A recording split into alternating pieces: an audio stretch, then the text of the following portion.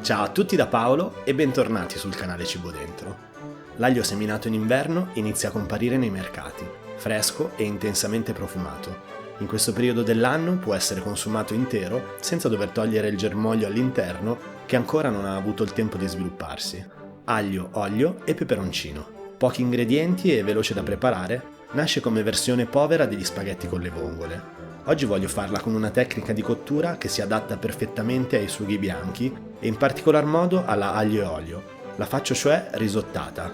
Preparo una specie di brodo con il peperoncino, l'aglio e uso i gambi del prezzemolo perché rilasciano più sapore. Li tengo in infusione fino a che l'acqua della pasta non inizia a bollire, poi li levo e li lascio asciugare su un tagliere. Tengo da parte uno spicchio d'aglio in camicia che metterò nel soffritto e userò come decorazione.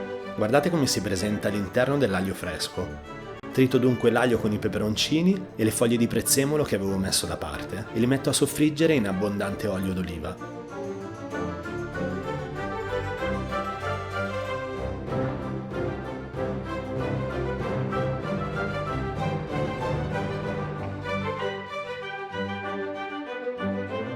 La cottura della pasta avverrà in poca acqua e in una pentola dalla superficie estesa per facilitare l'evaporazione. Parto però da un livello di acqua un po' più alto per non far attaccare gli spaghetti nei primi minuti di cottura.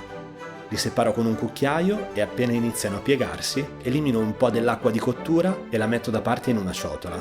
In realtà non è solo acqua, ma un brodo leggero di aglio, olio e prezzemolo, arricchito dagli amidi lasciati dalla pasta. Ora finisco la cottura come fosse un risotto, mescolando frequentemente in modo da far lasciare altro amido alla pasta, che formerà poi la cremosità del piatto.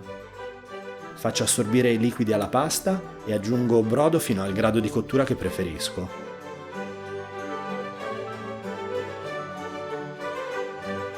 Alla fine manteco gli spaghetti con il soffritto di aglio e peperoncino. Questa tecnica ci permette di scegliere il grado di cottura della pasta in modo più preciso. Infatti i tempi di cottura si allungano ed è più difficile farla scotta. Otteniamo dunque una pasta al dente. Io la preferisco molto al dente e l'ho fatta quasi croccante al suo interno, ma esternamente rimarrà cremosissima. Grazie all'amido della pasta si formerà una crema di olio e acqua aromatizzata all'aglio e peperoncino. Questa crema aiuta anche a mantenere la pasta morbida e cremosa ed evitare che diventi secca anche diversi minuti dopo averla condita. Ci dà il tempo di mangiare e chiacchierare senza fretta per la paura che si asciughi, ma di solito comunque sparisce in un istante. Allora buon appetito, spero vi ricordiate di questa ricetta quest'estate al mare quando tornate da qualche bella serata. Se non doveste ricordarvela bene, riguardate il video anche più volte e fate mettere un bel like ai vostri amici. Vi ricordo che avete fino a mercoledì per votare il sondaggio del polipo con le patate, se ancora non l'avete fatto, prima della prossima sfida di giovedì prossimo.